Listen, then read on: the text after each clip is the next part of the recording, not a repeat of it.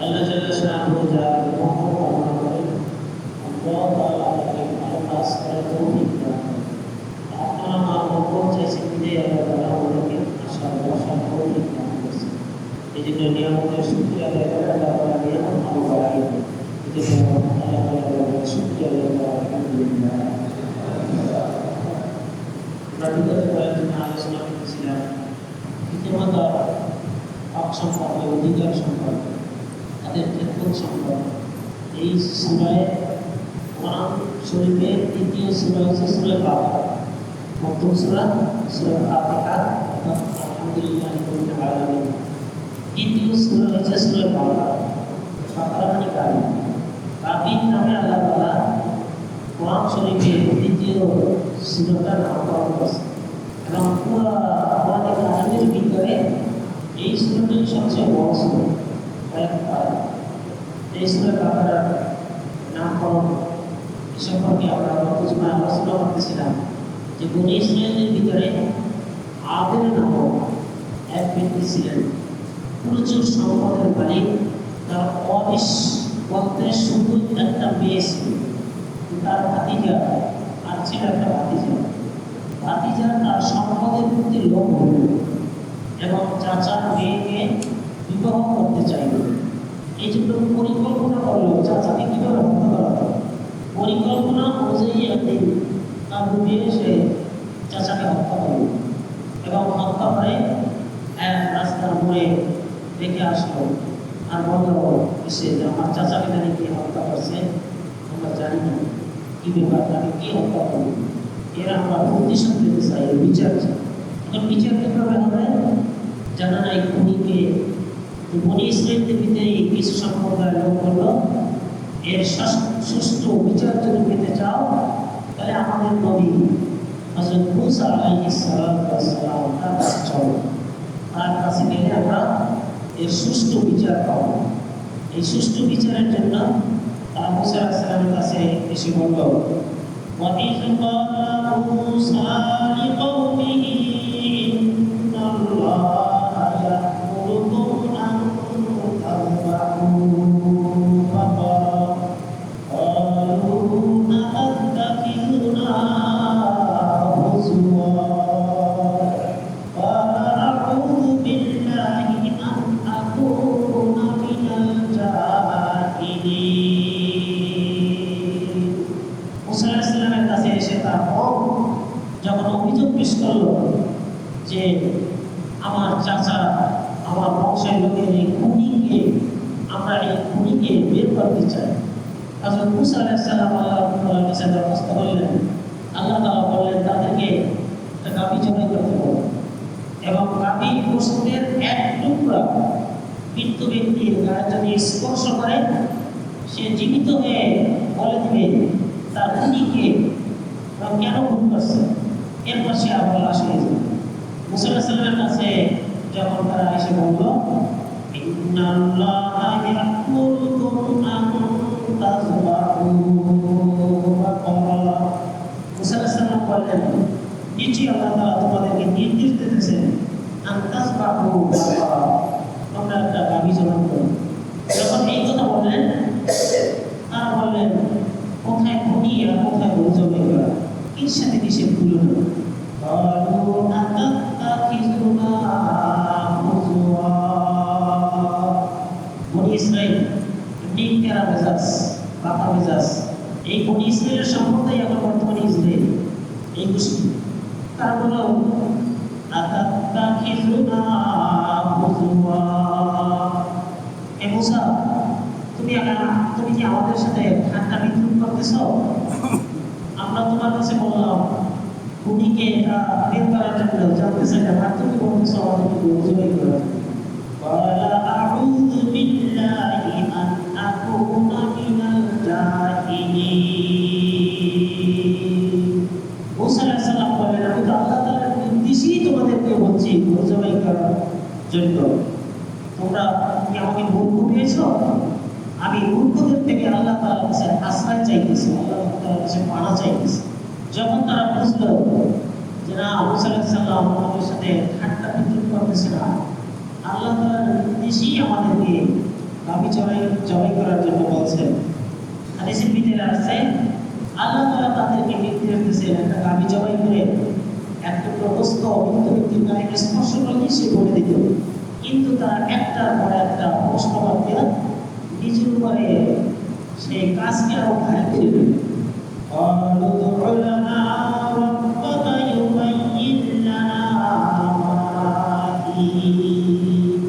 তারা প্রশ্ন করলো, ঠিক আছে গরু জবাই করতে হলে, গরু জবাই যদি করতে হয় তাহলে এটা তো কোনো সাধারণ গরু না, তাহলে গরুটা কি ধরনের হইতে হইবে? একজা তুমি তোমার গরুর কাছে বলো সেই গরুটা কোন অস্ত্র যেটা আমাদেরকে জানিয়ে দেয়। قال إنه يقول إنها بقرة لا فارض ولا بكر عوان بين ذلك فافعلوا ما تؤمرون। তার বলল, যখন প্রশ্ন করলো কি বৈশিষ্ট্যের কোন গুণের হইতে হইবে, আল্লাহ তাআলা তখন আমার মুসা আলাইহিস সালামের প্রতি জানিয়ে দিলেন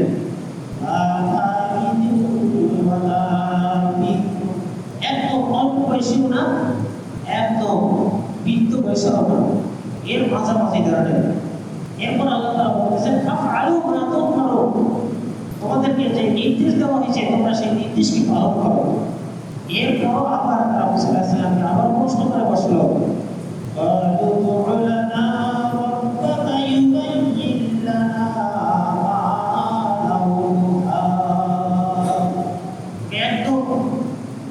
না, আমার অল্প বয়সেরও না, এরকমের গরু তো সাথে সাথে হাজার হাজার আছে, এটা তো আমাদের সাথে মশাবা লেগে গেল, সাদৃশ্য লেগে গেল, তাহলে তার রং কি ধরনের হইতে হবে? মুসা আলাইহিস সালাম আবার আল্লাহ তাআলার কাছ থেকে ওহী প্রাপ্ত হইলেন এবং বললেন قال إنه يقول إنها بقرة صفراء فاقع لونها تسر الناظرين। হযরত মুসা আলাইহিস সালাম বললেন সেই গাভীর রং হইতে হইবে হলুদ বর্ণের, এমন হলুদ বর্ণের চাকচিক্য রংওয়ালা হইতে হইবে যে মানুষের দৃষ্টি আকর্ষণ করে, মানুষের চোখ দুটো দেখার সাথে সাথে জুড়েই যায়, এই ধরনের গাভীর রং হইতে হইবে। তারা আবার প্রশ্ন করলেন এই ধরনের গাভীর তো বহু আছে, এর আরো কিছু বৈশিষ্ট্য আল্লাহ তাআলা যেন আমাদেরকে জানাই দেন।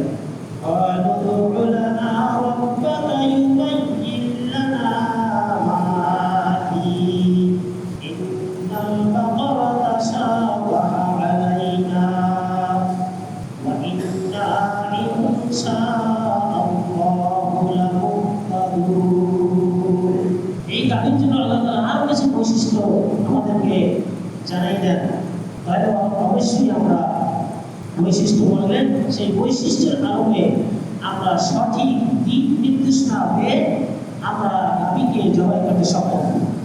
আল্লাহ জাল্লা শানহু আবার বললেন ইন্নাহু ইয়াকুলু ইন্নাহা বাকারাতুন লা তালুদু তুসিরুল আরদা ওয়া লা তাসকিল হারস মুসাল্লামাতুল লা শিয়াতা ফিহা।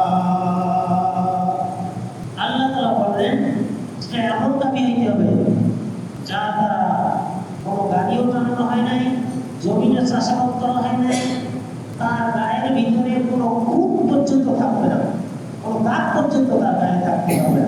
যখন এই কথা বললেন তারা তখন বললেন আল-আনা জিতু বিল হক, এখন আমরা সঠিক নির্দেশনা পাইছি। আযাবাহুহা ওয়া মা কানু ইয়াফআলুন। এরপর আল্লাহ তাআলা বলছেন তারা গাভী জবাই করার তারা চাইছিল না, যদিও তারা পরবর্তীতে গাভী জবাই করছে।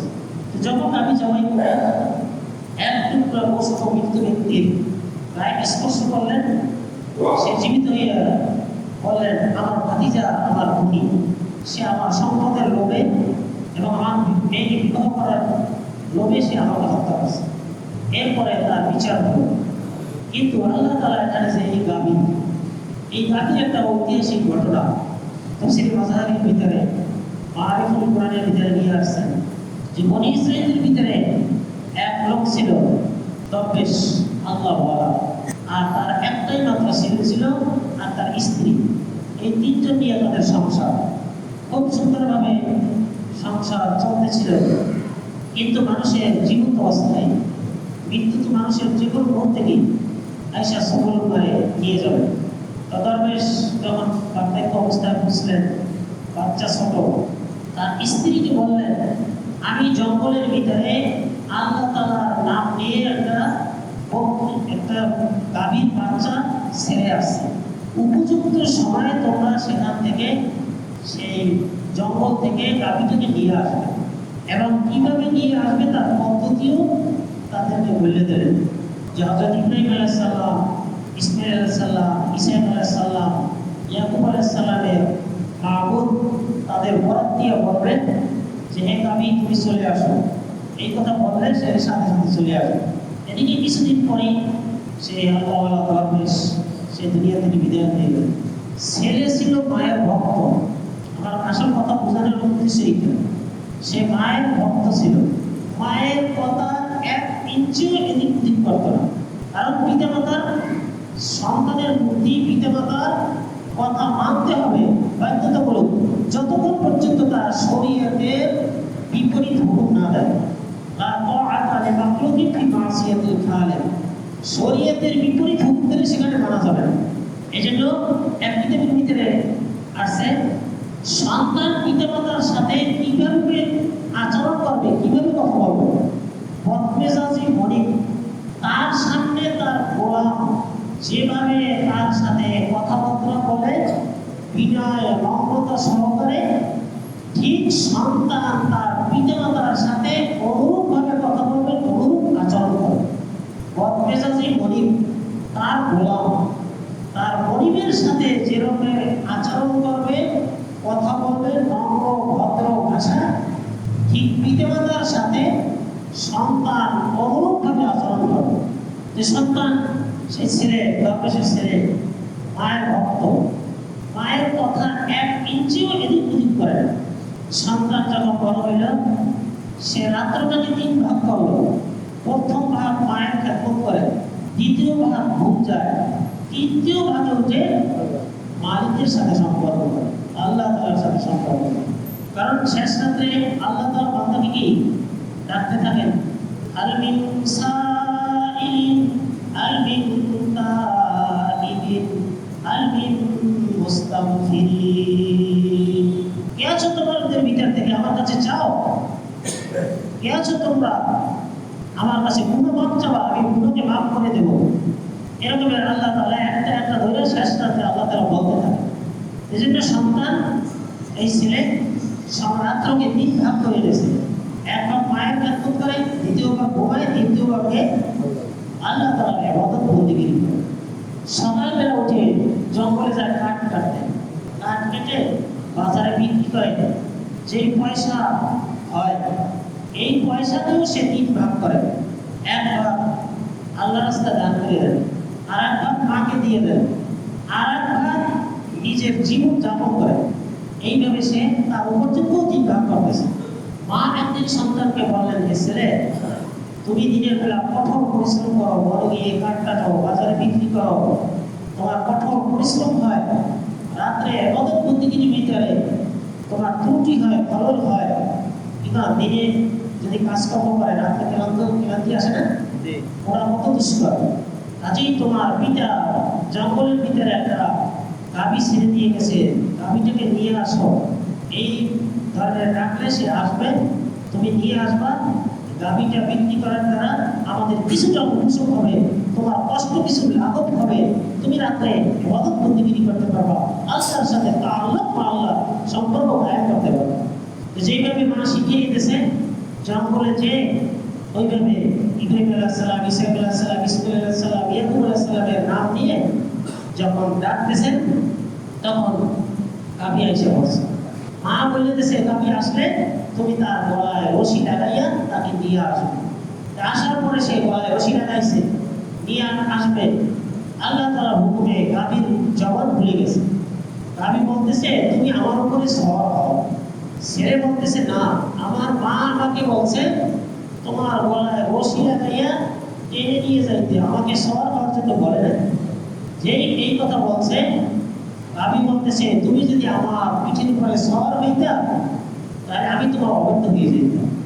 এই মায়ের ভক্ত ছেলে, তোমার মায়ের ভক্তের কারণে আমাকে তুমি যেথায় নিয়ে যাবে আমি সেথায় যাবো, এবং তোমার মায়ের খেদমতের কারণে, মায়ের ভক্তির কারণে তুমি যদি পাহাড়কে বলো এ পাহাড় এখান থেকে সরে যাও, তোমার কথা তার এই পাহাড় এখান থেকে সরতে পারে। এরপর বাসায় নিয়ে আসার পরে মা বলতেছে যাও বাজারে নিয়ে বিক্রি করো। বলতেছে মা কত টাকা বিক্রি করবো? বলতেছে 3 দিরহাম, কিন্তু আমাকে জানাইয়ে তারপর বিক্রি করবো। আল্লাহ জাল্লাহ শাআনহু যখন গাভী বাজারে নিয়ে গেছেন, এক ফেরেশতা পাঠাইছেন। ফেরেশতা যাই বলতেছেন তোমার গাভীর দাম কত? বলতেছে 3 দিরহাম। আমি 3 দিরহামে বিক্রি করব, কিন্তু আমার মায়ের অনুমতি লাগবে, মায়ের কাছে জিজ্ঞাসা করবো, তারপর তা না হলে আমি তোমাকে দিতে পারবো। বলতেছে তোমাকে 3 দিরহাম আমি দিয়ে দিই, তোমার মায়ের কাছে বলতে হবে না। বলে না তা হবে না। এরপর মায়ের কাছে জিজ্ঞাসা করছে যে বলছে দিয়ে দাও। এদিকে ফেরেশতা বলতেছে তোমাকে আমি 6 দিনার দেবো, তোমার মায়ের কাছে যাওয়ার প্রয়োজন নাই। বলছে না, আমার মায়ের কাছে জিজ্ঞাসা করতে হবে। আমার মায়ের কাছে জিজ্ঞাসা করছে। আসার পরে ফেরেশতা বলতেছে মানব কি মানব হিসাবে মানবের আকৃতি ধারণ করে আসছে। বলতেছে তোমাকে 12 দিনার দেবো, তবু তোমার মায়ের কাছে যাওয়ার প্রয়োজন নাই। বলতেছে না, আমার মায়ের কাছে জিজ্ঞাসা করতেই হবে। এবার মা বললেন যাও, যা দেয় তাতেই তুমি বিক্রি করো। এইবার ফেরেশতা বললেন দেখো তোমার এই গাভীর মূল্য অনেক, বনী ইসরাঈলের ভিতরে একটা সম্প্রদায় আসবে, তোমার এই গাভীকে তারা খরিদ করবে, তাদের কাছে অল্প মূল্যে বিক্রয় করো না, তাদের কাছে তুমি দাম চাবে এই গাভীর চামড়ায় যে পরিমাণ স্বর্ণ মুদ্রা আটে এই পরিমাণ তাদের কাছে তুমি দাম চাও। ঠিক কিছুক্ষণ পরে বনী ইসরাঈলরা এসে এদিকে তারা বিভিন্ন জায়গায় গরু খোঁজ করতেছিল, একদিক পেলে তো একদিক পেলে না, একদিক পেলে তো একদিক পেলে না। খোঁজ করতে করতে এই ছেলের কাছে যখন আসলো, দেখতে সব দিক দিয়ে মিলে গেছে। এরপরে বললো দাম কত? বললো আমার এই গরু চামড়ার ভিতরে যত স্বর্ণ মুদ্রা আটে এই পরিমাণ আমার গাভীর দাম, এই পরিমাণ স্বর্ণ মুদ্রা আমাকে দিতে হবে। তারা চিন্তা করলো দাম তো অনেক, তারপর উপায় কি? উনি কি বের করতে হবে? তারা বাধ্য হয়ে এই পরিমাণ স্বর্ণ মুদ্রা দিয়ে তারপর তার থেকে গাভীকে খরিদ করলো। গাভীকে খরিদ করার পরে যখন জবাই করে এক টুকরো বস্তু তার গায়ে মৃত্যু ব্যক্তির গায়ে স্পর্শ করলো, সে তার জীবিত হয়ে বলে দিল আমার খুনি হোক।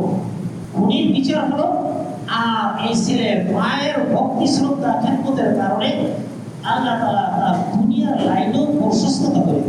এই জন্য হাদিসের ভিতরে আছে সমস্ত পাপের সাজা আল্লাহ তাআলা আখিরাতে দিবেন, কিন্তু পিতামাতার যারা নাফরমান এদের শাস্তি আল্লাহ তাআলা দুনিয়াতেও দিবেন, আখিরাতেও দিবেন।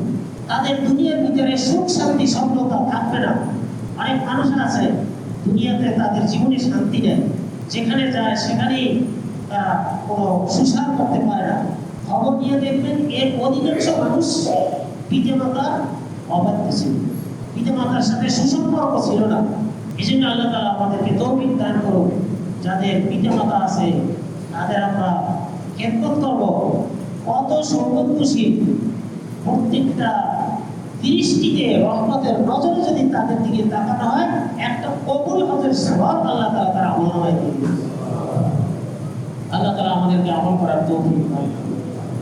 যারা সুন্নাত করেন তারা সুন্নাত করে